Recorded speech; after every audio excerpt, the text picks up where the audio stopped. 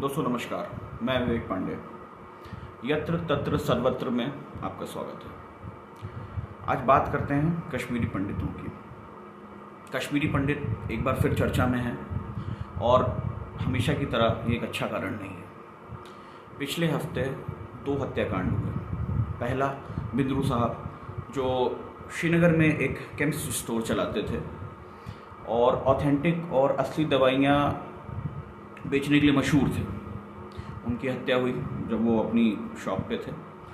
दूसरा हत्याकांड श्रीनगर के ईदगाह इलाके में हुआ, जहाँ पे 2 स्कूल टीचर्स, एक प्रिंसिपल, उनको आईडी कार्ड देख के और उनका धर्म स्टैब्लिश करके मारा गया।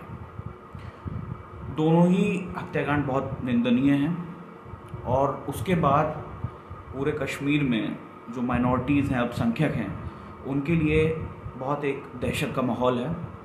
और जैसा कि होता है आदमी दहशत में, उन्होंने कश्मीर की घाटी छोड़ के मैदानी क्षेत्र जम्मू और बाकी मैदानी क्षेत्रों की तरफ पलायन शुरू कर दिया है। ऐसा क्यों हुआ? हम क्या कर सकते हैं? इस पर चर्चा करने से पहले थोड़ा हम कश्मीरी पंडितों का इतिहास जानने की कोशिश करते हैं। देखिए दोस्तों, इतिहास में कुछ ऐसी धर्म और जातियां हुई हैं जिनको उनकी पहचान की वजह से हमेशा ही उत्पीड़न किया गया उनका, और होता रहा है। जैसे कि आप देखेंगे ज्यू या यहूदी, उनका कई सदियों तक उत्पीड़न हुआ। या पाकिस्तान में आप देखेंगे अहमदिया शिया हैं जिनको आज तक उत्पीड़न झेलना पड़ता है। इसी तरीके से कश्मीरी पंडितों को भी हम देखेंगे तो इसी श्रेणी में आते हैं।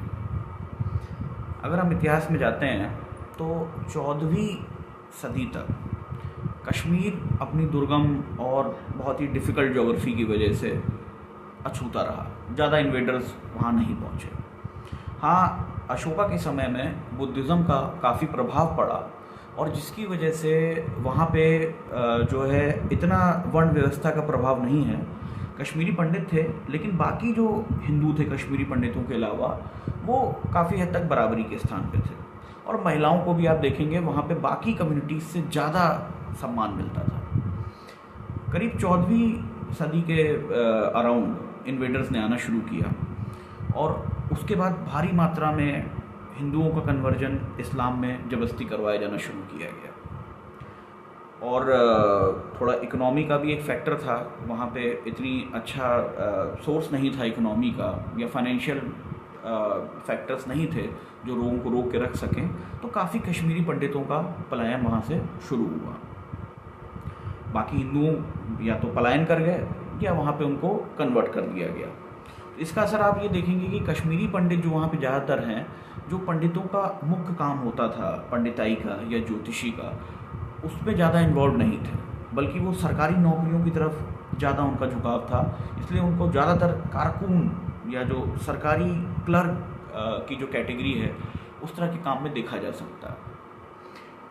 उसके बाद अगर हम आते हैं तो अकबर के समय में अकबर को कश्मीर बहुत पसंद था और अकबर की एक इमेज आप देखेंगे इतिहास में, एक टॉलरेंट इमेज थी, काफ़ी सहिष्णुता वाली इमेज थी। तो अकबर के समय में दोबारा कश्मीरी पंडित कश्मीर घाटी में वापस जाना शुरू किया। अकबर ने उनको प्रमोट भी किया, काफ़ी नौकरियां उनको दी, सरकारी नौकरी में रखा, और फिर से कश्मीर में लगा कि एक बार नॉर्मलसी आ जाएगी और जो कश्मीरी पंडित हैं उनको बराबर सम्मान मिलेगा, उनको अपने घर में रहने का हक मिलेगा। लेकिन अकबर के जाने के बाद जैसे जैसे जहांगीर और उसके बाद शाहजहां और ख़ास तौर से औरंगज़ेब के समय में फिर जो अन्याय था या जो उत्पीड़न था दोबारा चालू हो गया। उसके बाद ये स्थिति हो गई कि ज़बरदस्ती उनका कन्वर्जन तो होता ही था। काफ़ी कश्मीरी पंडितों की बेटियों से जो मुस्लिम वहाँ के जो नायाब थे या सूबेदार थे, उनकी शादियाँ शुरू हुई। इससे परेशान होके एक बहुत इंटरेस्टिंग फैक्ट ये निकल के आया कि कश्मीरी पंडित अपनी समस्या लेके जो सिखों के 9वें गुरु तेग बहादुर थे उनके पास पहुँचे।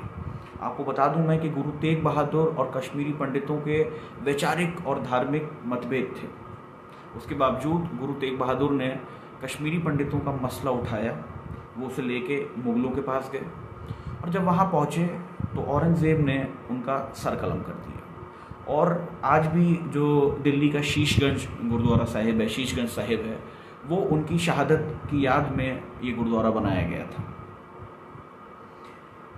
इसके बाद हम आते हैं 1990 के अराउंड में, जब आतंकवाद, पाकिस्तान द्वारा प्रायोजित आतंकवाद और दहशतगर्दी बढ़ी और कश्मीरी पंडितों को लगा कि अब उनका रहना शायद यहाँ पे बहुत ही मुश्किल हो जाएगा, तो उन्होंने पलायन शुरू किया।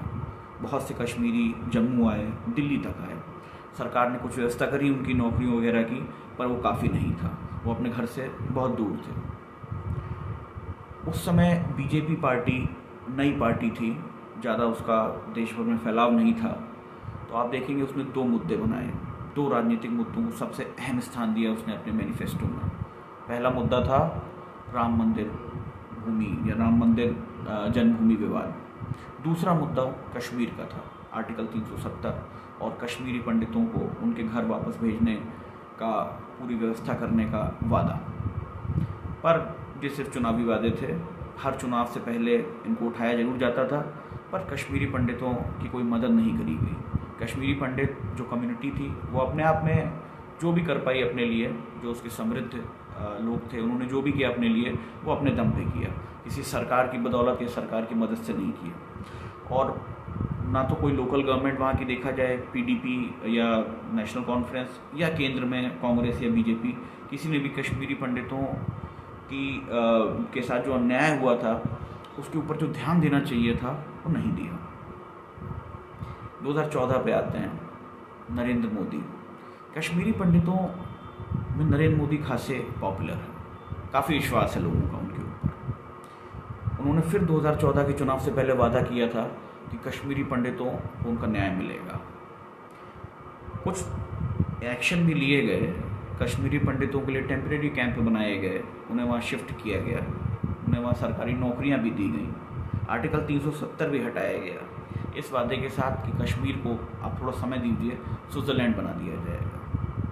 पर आज देखिए क्या हो रहा है। फिर कश्मीरी पंडितों, ये 2 हत्याकांड नहीं हैं। आप आज की डेट में तो वैसे भी सिर्फ कश्मीरी पंडितों का ही हमें ध्यान नहीं रखना है, बहुत सारी पॉपुलेशन, तकरीबन ये संख्या शायद 4 लाख के हिसाब के अराउंड है, बिहार और यूपी से मजदूर, मिस्त्री, प्लम्बर, इस तरह के लोग भी कश्मीर में हैं।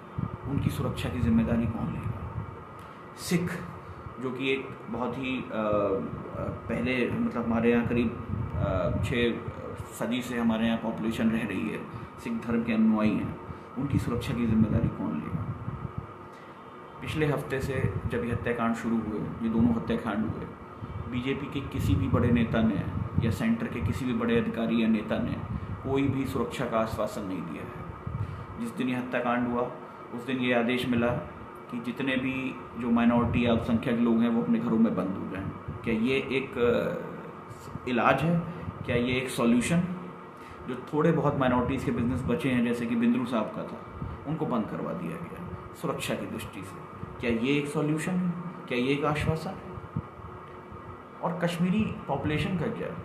कश्मीर जो अपने सिंक्रेटिज्म या समधर्मी स्वभाव के लिए जाना जाता है, जहाँ सूफिज़्म का प्रभाव रहा है, जहाँ हमेशा सब धर्म मिलके रहें, ऐसी वहाँ की आबो हवा थी, ऐसा वहाँ का नेचर था, वो क्यों नहीं इसका विरोध करते हैं? वो क्यों नहीं खुल के इस आतंकवाद के खिलाफ खड़े होते हैं? बहुत ज़रूरी है कि अगर हमें कश्मीर का जो ऑथेंटिक नेचर है, जो वहाँ का सिंक्रेटिज्म है, उसको बचाना है, तो उन सबको मिलके काम करना पड़ेगा। और आखिर में भारत देश जो अपनी माइनॉरिटीज़ को, जो भारत का कॉन्स्टिट्यूशन है, जो अपनी माइनॉरिटीज़ को सुरक्षा देने का वादा करता है, वो कब एक्ट करेगा?